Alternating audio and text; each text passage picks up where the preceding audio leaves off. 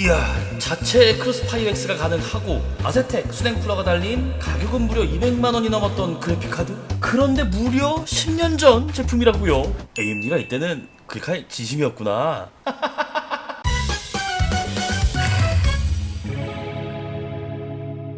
안녕하세요, 도레입니다. 히든태그 발굴단 콘텐츠 사실 기획하면서 한번 해보고 안되면 말아야지 생각했었던 콘텐츠였는데요, 의외로 많은 분들이 좋아해주셔서 분에 넘치는 관심과 사랑을 받고 있다고 생각이 드는데요, 이 자리를 빌려서 히든태그 발굴단에 많은 관심을 가져주신 시청자분들에게 감사의 말씀을 드립니다. 그래서 가지고 온 그래픽카드, 2014년 4월에 출시한 업로드 날짜를 기준으로 정말로 출시한 지 10년이 지난 제품인데요, 바로 AMD 라데온 R9 295X2, 끝판왕 오브 끝판왕이었던 그래픽카드입니다.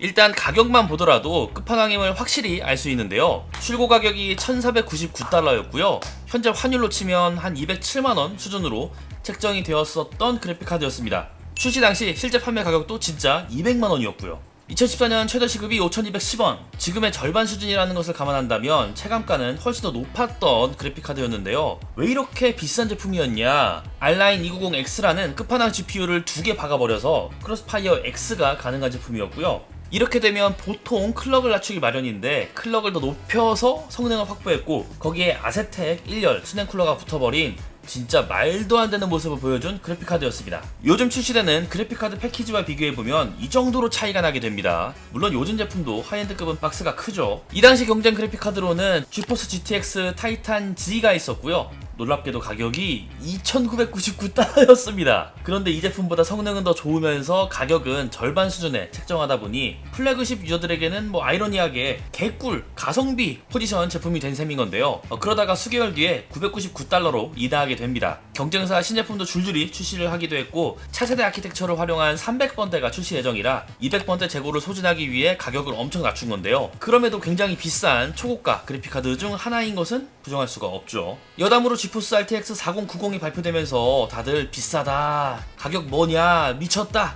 이런 얘기들이 나왔었는데 생각 이상으로 가성비가 좋은데? 라는 표현도 있었습니다. 아마 이분들은 10년 전에도 295X2 같은 하이엔드를 구매했었던 경험이 있었기 때문에 이렇게 말을 할 수 있지 않았을까? 그런 생각이 들더라고요. 물론 전 아닙니다. 포트 구성은 정말 별로입니다. 미니 DPI와 DVI 구성으로 되어 있는데 출시 때도 욕을 먹었었던 부분이었거든요. 지금 봐도 비주류 구성이고요. 쿨러의 경우는 기본 쿨러는 고장이 나서 현재는 커세어 쿨러로 교체되어 있습니다. 온도에서 큰 차이는 없을 것 같고 소음에서는 조금 더 괜찮을 것 같기는 하더라고요. 내부를 조금만 들여다보자면 진짜 이때 기술력도 참 대단했다는 게 느껴지더라고요. 우선 아세텍 펌프 유닛이 2개 위치해 있고 서로 연결이 되어 있습니다. 라디에이터에서 식혀진 냉각수가 첫 번째 GPU에 가고 두 번째 GPU에 가고 다시 라디에이터에 가고, 요걸 반복하겠죠. 그리고 펌프 유닛을 제거하면 영롱한 칩셋을 볼 수 있습니다. 이 칩셋이 R9 290X거든요 출고가 549달러였던 GPU인데 이게 2개 들어가 있으니 진짜 당시엔 미쳐 날뛴 그래픽카드였겠죠. 3D 마크로 알아보자면 생각보다 그래픽 스코어가 높진 않습니다. 최고점 대비 부족한 성능이 측정되긴 하는데 후술할 테지만 결과적으로는 큰 의미가 있진 않고요. 게임은 13종으로 테스트를 해봤고 옵션은 각 게임마다 약간의 차이가 있습니다. 유로트럭은 크로스파이어 X를 설정하나 안하나 성능에서 차이가 있다고 보기는 힘들겠더라고요. 맵 위치가 조금 다르기 때문에 여기에서 오는 프레임 차이가 있을 뿐이지 동일한 구간에서 테스트를 하면 같은 프레임이 나올 거라 보고요. 라우툼 역시 마찬가지인데요, 특히나 아쉬웠던 게 스터터링이 엄청납니다. 중간중간 계속 툭툭 끊김이 발생하더라고요.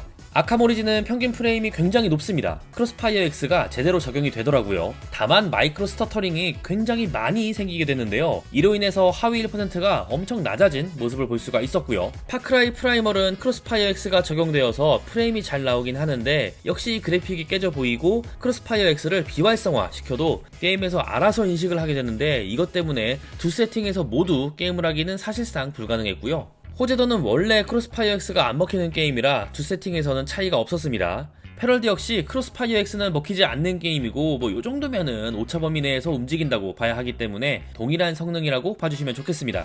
오버워치 1을 기준으로는 크로스파이어 X가 아주 잘 적용이 되었지만 2로 넘어오면서 단일 GPU 성능이 훨씬 더 잘 나오게 됩니다. 크로스파이어 X를 쓰면 오히려 손해인 상황이죠. 위쳐3는 차이가 없었습니다. 크로스파이어 X를 활성화시켜도 결과는 동일하더라고요. 어크 유니티는 크로스파이어 X가 지원되는 게임인데 화면을 보시면 아시겠지만 갑자기 렉이 파바박 거리는 현상이 생기면서 프레임이 급락하게 됩니다. 단일 GPU를 쓰는 게 훨씬 나은 상황이고요. 디아4는 크로스파이어 X를 지원하지 않습니다. 그래서 동일한 성능이 측정된다고 볼 수가 있고요. 포르자 호라이즌 5 역시 마찬가지 상황입니다. 크로스파이어 X를 지원하지 않죠. 배틀필드 4는 크로스파이어 X를 설정해준 쪽이 조금 더 잘 나오긴 하는데 두 화면 모두 로드율이 뚝 떨어지면서 순간적으로 프레임이 드랍되는 게 느껴집니다. 단일 그래픽카드면 전혀 문제 없는데 아예 물리적으로 하나의 기판에 두 개의 GPU가 있다 보니 예상치도 못했던 부분에서 오류가 있더라고요. 2024년 기준으로 옛날에 크로스파이어 X를 지원하는 게임이나 새롭게 출시한 게임이나 굳이 두 GPU를 강제로 하나로 묶어서 플레이를 할 이유가 전혀 없습니다. 누가 봐도 손해인 상황이고요. 특히 코어의 전력은 더 늘었지만 프레임은 떨어지는 경우가 많았고 프레임은 계속 떨어지는데 오히려 GPU의 온도는 올라가는 비효율적인 상황이 많이 보여져서 크로스파이어 X의 의미를 찾기가 힘든 상황이라 볼 수가 있었습니다. 소비 전력, 온도, 팬 소음, 프레임 어느 하나 얻을 것 없었던 고성능 세팅을 했다는 만족감 하나만 보고 구성하기에도 애매하다고 보는데요.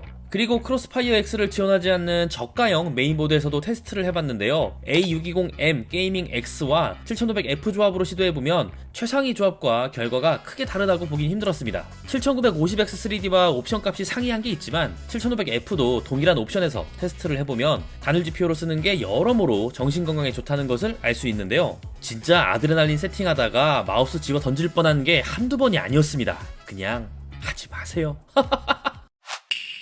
네, 이렇게 알아보았습니다. 3D 마크에서는 굉장히 강력한 제품이었지만 실제 게임으로 테스트를 해보니 굳이? 라는 생각이 계속 들었는데요. 11년 전에 출시한 GTA5나 아캄 오리진, 배틀필드 4는 이미 현재 판매되는 엔트리급 그래픽카드로도 충분히 플레이가 가능하다 보니 굳이 과거의 고사양 그래픽카드에 크로스파이어 X 기능을 활용할 필요가 없어졌고요. 출시된 지 얼마 되지 않은 게임들은 크로스파이어 X 자체를 지원하지 않다 보니 오히려 어떤 칩셋을 쓸지 왔다 갔다 하는 과정에서 프레임 하락과 스터터링이 발생해 게임 플레이를 하면서 불쾌한 느낌이 들었습니다. 옛날 게임을 해도 요즘 게임을 해도 크로스파이어를 쓰기에는 너무나 애매해져 버린 상황인 건데요. 합도 맞지 않는 둘이서 어중간하게 일하는 것보다 제대로 일하는 하나가 훨씬 더 나은 상황이라고 볼 수가 있을 듯 싶고요. 예전에도 그렇고 지금 이 영상에서도 말할 테지만 이제 지포스의 NV링크나 라데온의 크로스파이어 X 같은 다중 그래픽 기술은 일반인들에게는 사실상 의미가 없는 그러한 기술이 되었습니다. 연구소에서 머신러닝, 딥러닝처럼 AI 관련 연구를 위해 활용하거나 대규모 서버 시설을 갖춘 기업에서 활용하는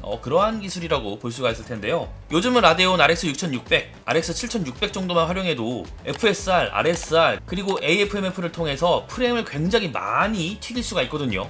실제로 벽전력 기준으로도 전성비는 말도 안 될 수준으로 차이가 날 거라고 생각합니다. 그래서 과거에 이런 제품이 있었고 당시에 끝판왕 그래픽카드였지만 현재 쓰기에는 많이 애매해진 제품이다.